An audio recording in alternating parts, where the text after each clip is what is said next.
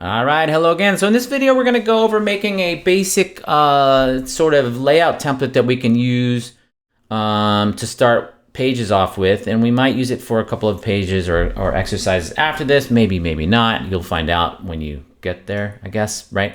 But it kind of looks like this. It has a center container there that is centered. So if the browser gets really wide, these line lengths, they're kind of too long, but they don't get ridiculous. Like, you know, if I had a 50-inch monitor, I don't want to see a 50-inch long line. You can't read that really. So it has a maximum width. It has a header. It has a little navigation bar to get us started with navigation and links and stuff like that. It's got a content area. Content is always good. And then a footer. So there's not a whole lot to it. So that's what we're going to make. And to make this a little bit easier, we're going to start with our list exercise that you guys did. Now, if you don't have this list exercise, you kind of can just type the stuff that we're going to use from it. We're going to delete most of what was in it, so you're not using a whole lot, but I thought it would save us a tiny bit of time to start with that one because it has some CSS in it that we don't want to retype again. And then the other thing is, you know, that's how a lot of pages are made. You have a page, you just save it as a new page, and you make some changes and make a different page. This one's we're not gonna save a lot from this one, but yeah. So if I just wanted to show you real quick before we started, if I look up here, there's a little preview button here now.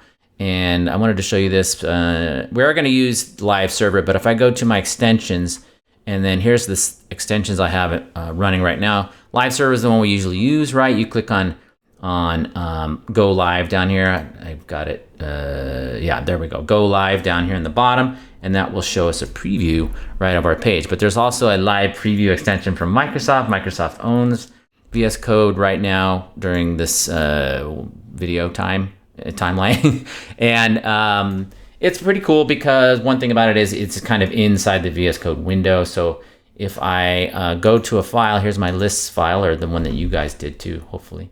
If you didn't, we'll start from there. But I'm going to click on Show Preview right there. And there we go. Now I've got a preview of the page inside of VS Code. I don't have to go out to Chrome and do it as a separate window. I'm not going to do that because usually people use Chrome, I think, still.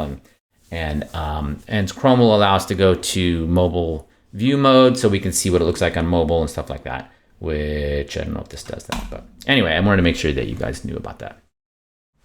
All right, so we've got this page that we're starting with here. It's the lists exercise again. I'm going to make sure that I save this one, and I do have those two images in there from that exercise, but we're not going to use them, so it doesn't really matter. But I'm going to go to File and Save As. And I'm going to save this as a simple template. Sure, simple name for a simple file. Okay, simple template. And that way I still have my original there. And here's my new one, right? And I do make sure that I have on autosave. That way anything I do will get saved automatically, and then I don't have to go through that, jump through those hoops. Now I'm going to click on Go Live down here at the bottom. And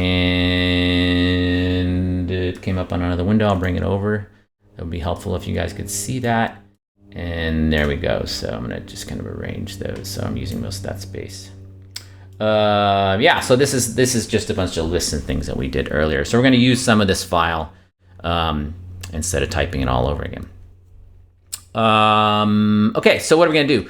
Let's go up to the top and start at the top. There is a meta tag in there that is probably not really necessary anymore. It's the one that says XUA compatible content, i.e. Edge. It's for an Edge. It's for Microsoft Edge.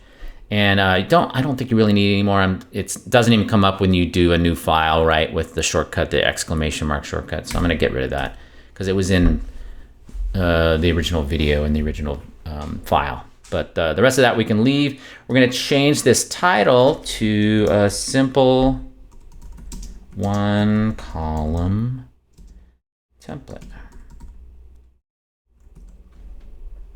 Simple one column template. Now I can see that is up here in my tab, right? So that means that I'm at least looking at the right file. Remember, you always have to make sure you're looking at the correct file. All right, so we're gonna reuse this part, this part, this part. So we're gonna reuse all that. We are not gonna use anything in the body, I don't think. So I'm just gonna select starting at the body, except for the footer. We're gonna select at the body, go down through those lists of interesting stuff about Star Wars and Dune and Harry Potter, and go down to leave the footer in, everything except the footer, and delete, which is your delete key if you didn't know that. So now we've just got a body. There's the opening body tag, the closing one. There's the footer. I'll make this a tiny bit bigger just in case you guys have trouble seeing on your devices. And there we go. So I'm leaving this CSS though. Now I'm going to use Command B or Control B to hide that sidebar, just so we have more space, because now my text is really big. Hopefully you guys can read that. And I think we're good. So I'm gonna go up and add two little things to this body style before we get going and put stuff actually on the page, because it's a pretty boring page right now, right? I'm gonna go up here and add margin 0 and padding 0. And that's sort of like a CSS reset, which we might talk a little bit about later, but it's just making sure that there's no margin or padding on the body. There is a little bit of default margin. I think it's 8 pixels on a lot of browsers, so it's kind of space between things or around the body, so I'm just turning that off. It's not a huge deal. I think we saw a little bit of movement there, but not a whole lot. Okay, I think that's it for that. Now we're gonna go down here and start adding some more styles. So I'm leaving those in, I'm leaving those in. These are just some text styles, right? And then some margins on some lists, which we're not even using lists, but that's okay. We can leave it in there anyway. That's almost like a CSS reset as well. Okay, so first let's add some stuff to the actual page. That would help, right? So I'm gonna go down and I'm gonna start with a new div. So I'm gonna say div, and I'm gonna use Emmet in this video just a little bit, not all the time, but it does save time. So I'm gonna type div, and you can see it says Emmet abbreviation, and now I can just hit return, and that makes me a div, which is short for division. I do want it around my footer though, so I'm gonna cut that right there. Command X or Control X to cut, of course, and then Command V or Control V to paste. So now I've got this div that goes around everything. It's in there's the body, and then there's this div. So this div is gonna be what a lot of people call a wrapper. Not like an 80s wrapper like Run DMC or anything, but a wrapper for the page. So I'm gonna say ID equals, have I used that joke before? Maybe, probably reusing these jokes. I'm gonna say wrapper, if I could spell it. You can spell it however you want, but it has to match. So I'm gonna say div ID equals wrapper. If you remember, I think you've heard before, but maybe not, an ID can only be used once on a page. ID, think of an ID as your ID. You can only have one, unless some of you have fake IDs, which I hope not. But an ID is short for identifier or identification, right? And it is a name for something. So this basically says we have a div and it is named ID, or it's named wrapper, sorry. Its ID is wrapper. So we can use that to style things, obviously. So the difference between an ID and a class, which I don't know if you've seen classes yet, but it depends when you've seen this video, is an ID can be used once and a class can be used as many times as you want. That's one of the main differences. Okay, enough about that. So we've got an ID, a div with an ID of wrapper. Now we're gonna add a header with an H1 inside of it, and I think we've done this before. I'm gonna use Emmet again. I'm gonna say header, and then the greater than sign, or the right angle bracket, and then H1. So that means I'm going to make a header with an H1 inside of it, or as a child of it, right? That means when something's inside of something directly, it's a child or a descendant. So I'm gonna hit return, and so instead of typing, all those characters, even though it didn't save me a lot, probably saved me, I don't know, I'm not gonna count, a few characters, right? But it's a little quicker. So if you do get used to using Emmet, it will be a little bit faster. I don't use it all the time. I probably should. I'm a bad person. But yeah, so we're using it a little bit here. So now I'm gonna put in that H1, I'm gonna put my main heading, which is kind of the main idea of this page. I'm gonna say a basic 1 column template by Mark, because I'm Mark. You guys don't put Mark because you're not. Oh, maybe your name is Mark. What if the whole class was named Mark? That'd be weird. No, but put your own name there. All right, so we've got a header and it has an H1 inside of it. Now we can see there's actually stuff on our page now, which is good. So now below that, I'm gonna do a nav bar, so short for navigation bar. So navigation again is links, right? How do you get from one page to another or one site to another? That's called navigation, links, right? So I'm going to say nav, that's the HTML5 container for a nav bar. And then I'm going to, I'm gonna go to the greater than sign again. I'm gonna put A, and then the asterisk, which is the times, 2. I think I'll put 2. So what does that mean? Deciphering that Emmet abbreviation means I want a nav bar, and inside that nav bar, I want links. That's A. A stands for anchored. That is the tag for a link, times 2. That'll give me 2 links, supposedly. We'll see. And I'll hit return, and look at that. I got a nav bar. Here's the nav bar, and then here's the first link. There's nothing in it yet. And then here's the second link. I could have done more in Emmet and put stuff in the link, but it gets kind of complicated and maybe not what it's worth. So, but you have 2 links there. So I'm just gonna put some breaks in here so it's a little easier to see what's going on. In these links, I'm gonna put the Octothorpe or hash for your Instagrammers, or tic-tac-toe for you gamers. Sign in there. That's a common thing to put inside of a link. It doesn't actually go anywhere, but it's kind of a placeholder that we can use for now. And then inside the link, that is again what becomes linked, right? So the text inside of between the opening anchor tag and the closing anchor tag is what actually becomes the link. So I'm going to put page 1 and page 2. Those are super not helpful because what's page 1 and what's page 2. But for now, it's just kind of a placeholder again to put stuff on the page. So now I've got a couple of links in there you can see over here, and the footer is down there too. All right, so we've got nav. Now we're gonna put a main tag. So main is the tag that's supposed to be for your sort of main content. So we can use that. It doesn't really affect the outline internally inside the browser as far as the page goes. But it does tell readers, like screen readers and search engines and things, like what part of the page that is. So yeah, you'll see a lot of people use it now. It's kind of a newish tag. It's one of the HTML5 containers, I believe. And then inside of that, I'm going to put an article. And so now I've got a main with an article in it. And then inside of the article, I'm going to put an H2. And this is going to say, this is our second heading. I'm going to say this is an article about how it's cool to code. You're saying it's not cool, but I'm telling you it is. Okay, so there's my heading level 2. You can see that it's right there. That's good. And, oh, I did forget something. No, I didn't forget something. No, I'm good. I could have used a header in there, but I don't think I have to. So I've got my heading level 2, and then I'm going to put in a paragraph. So I'm going to say P, and then in this paragraph, I'm going to say this is, remember, I could be typing the whole tag if I wanted to. This is the content. Let's see. You don't have to be a nerd to code, but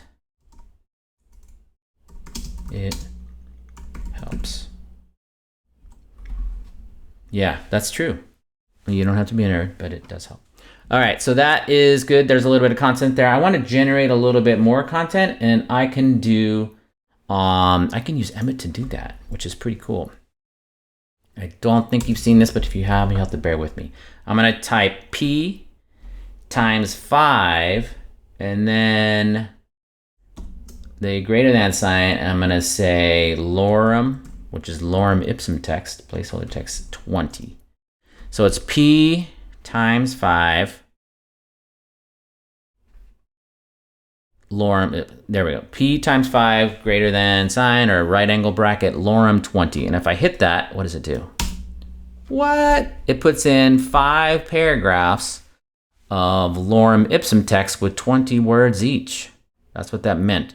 So that's what I mean by kind of like, if you learn the little tricks, shortcuts, cheat codes for Emmet's not a cheat code, you can save some time. So I used to take people out to a website called lipsum.com, which you still can use and generate it there, but you can do it right here in VS Code, so you don't really have to do that anymore. Kind of neat, huh?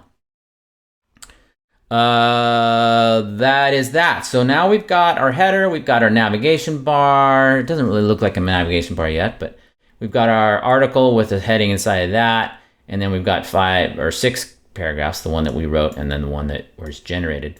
So again, if you've never seen Lipsum text, it's lorem ipsum text. It is, I think, an ancient Greek play that is used as placeholder text for designs. The idea being that if you just need some text, right, you need some text to fill out a design, you can just use lorem ipsum. And the idea of it being basically in Greek or Latin, I'm not even sure if it's Greek or Latin. If you guys, anybody knows how to speak Greek or Latin, or yeah, Latin or Greek, ancient Greek, you can tell me. But it's supposed to be so that people don't get distracted by the text. You know, you have a really cool article about the coolest K-pop band, and they start reading the text and they're not looking at the design. That's the idea. Nah, you don't have to use that. There's all kinds of fun lorem ipsums too, but anyway, that's placeholder text basically. I just said a lot of stuff about placeholder text. All right. So I think we've got our content in there, and we just need to add a few styles. So I'm going to go back up to the top, because right now it's unstyled basically. The layout is unstyled. And the big one is going to be wrapper. So remember we named our ID wrapper, or our div that has everything in it, everything on the whole page. And so when you use an ID, it starts with that octothorpe sign again. It has nothing to do with this one. It's a little confusing, I guess, but I'm going to put pound, I'm going to say pound instead of hash, pound wrapper.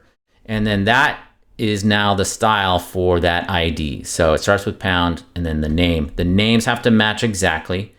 So if I put a capital W here, if I can type it, that's not a capital W there, it has to be capital W there, or vice versa, right? So has to match exactly. But now we can style that wrapper.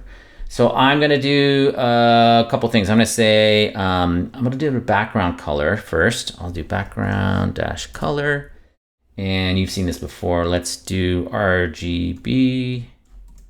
And what do I have? I got 255. Oh, it's white. 255, 255. I could have just said white, but I'm being fancier. So I've got a background color of white. Now you can see that the wrapper has that white background, right? All right. So next we're going to say max width. This is a big one. So I'm going to say max width. And I'm going to do 1320 px. Px is pixels, right?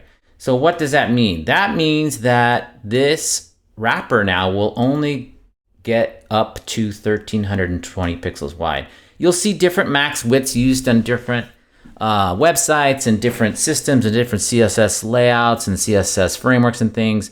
1320 is one that you might see. You might see bigger ones, you might see smaller ones, but what does that mean? Then if I start resizing this, watch this, it stops. It better stop. It does stop. So now max width means that is the maximum width. It won't get wider than that. So if you can imagine, right, if I had a gigantic monitor, like a 50-inch monitor for some reason that I was trying to work on, this would be 50-inch long lines of text, which is not really readable. These are kind of too long already, a little bit. Later on, we'll get into making columns, and that's why columns exist, to make the reading lines shorter, the line length shorter, makes them easier to read. If you think about an old school newspaper, which none of you have ever seen, but a paper newspaper, they're like 3 feet wide if you open them up. Imagine if that was all one line of text, right? That would be like, you'd get halfway across the newspaper and you'd be like, I don't know where this, my eyes are lost. And then you can't find the beginning of the next line. So I may have told you that before, but it seems to come up a lot. You don't want line lengths that are really, really long. So this kind of helps anyway. It makes them a little bit shorter. I'm tempted to make this a smaller max width, but we'll leave it like that.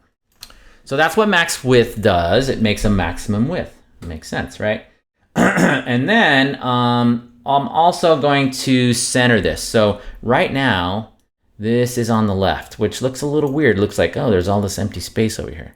But I want to center this whole thing. So this is you may have seen this before already, but I'm going to say margin 0 space auto.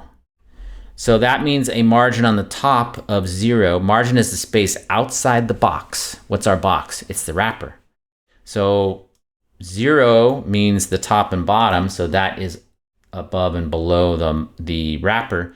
And then left and right is the second number. I put in auto, which basically what the browser does is calculate or automatically calculate an even number for both sides. I don't know why they called it auto, but yeah, there's probably a reason. But look what it did. That's what I wanted. It centers it. So that's how you can center block elements. This div is a block element. That means it's a rectangular container. It has its own line breaks. It's a rectangle, right? It's a box. So you can use margin auto to center block elements like a div, which this is a div, right? If this was a span, that wouldn't work. I don't think. Yeah, so now it's centered, which even though it's the same width as it was before, it doesn't feel like it's weird because the space is distributed. The extra empty space is distributed on both sides and it's centered and kind of nice. Feels good. Oops, I just hit the wrong button. Okay, so that is the wrapper with the max width on it. Okay.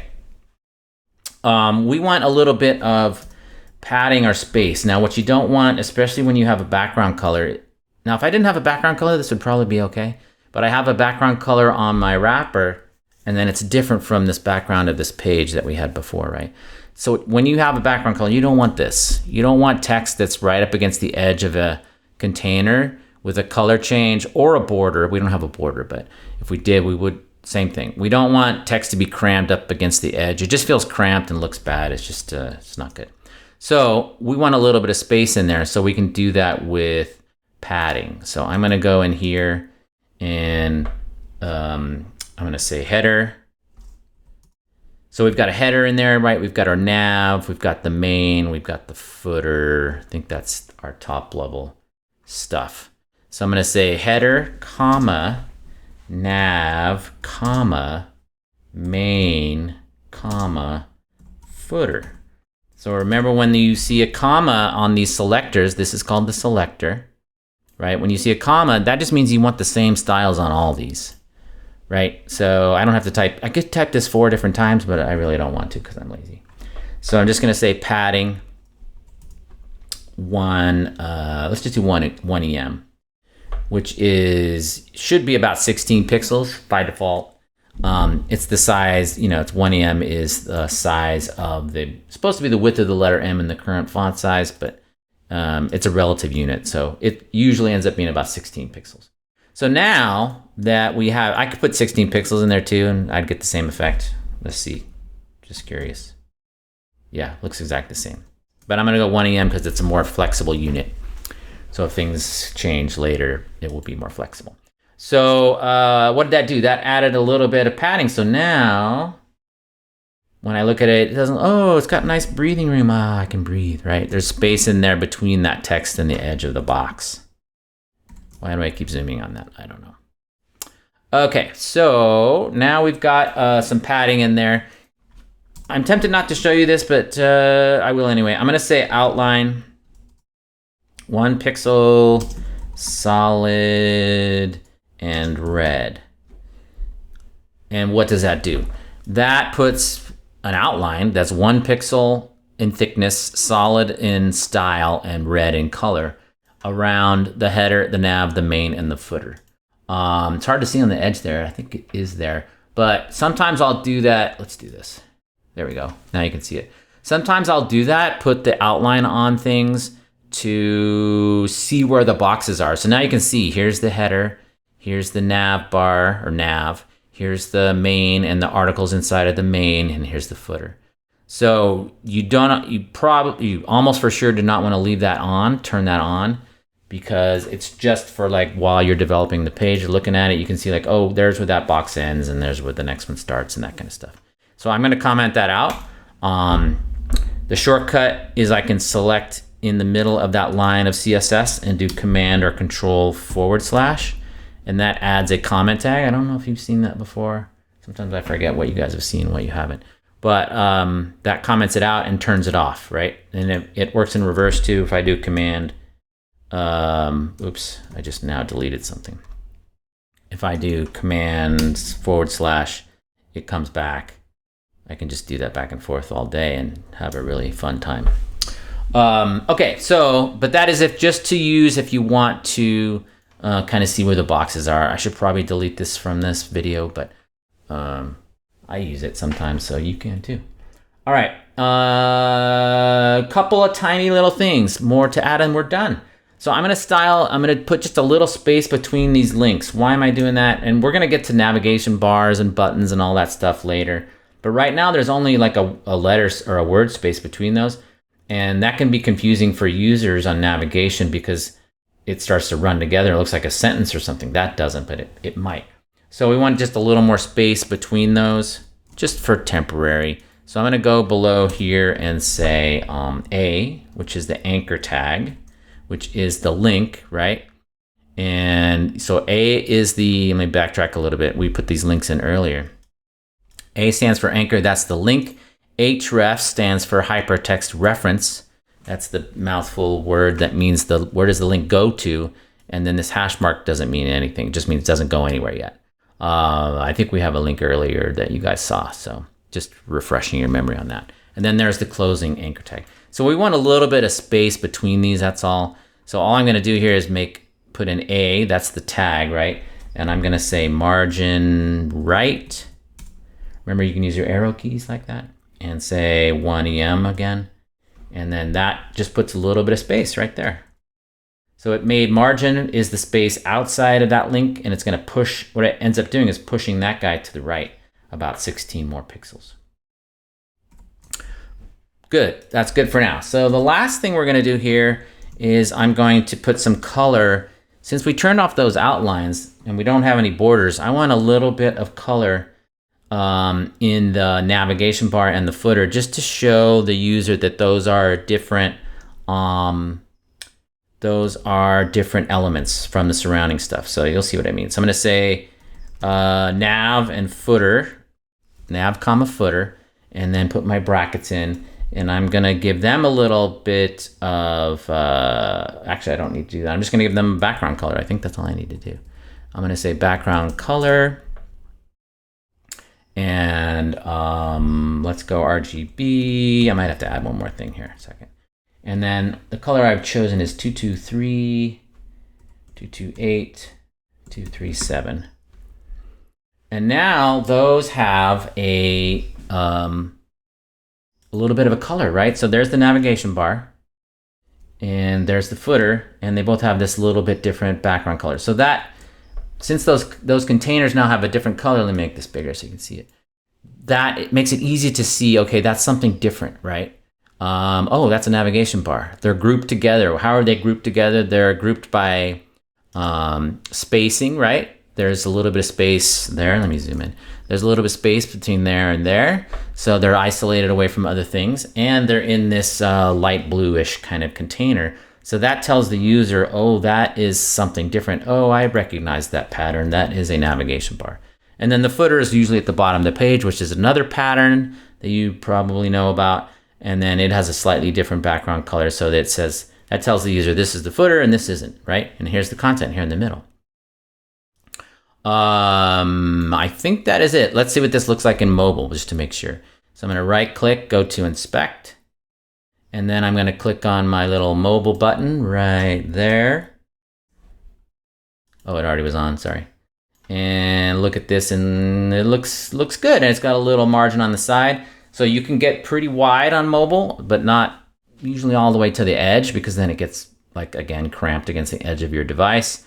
So I can see there's my header, there's my navigation bar, here's my content, and I can play like I have a finger on here, even though it's a mouse. and there's the footer. So yeah, I think, let me turn that off.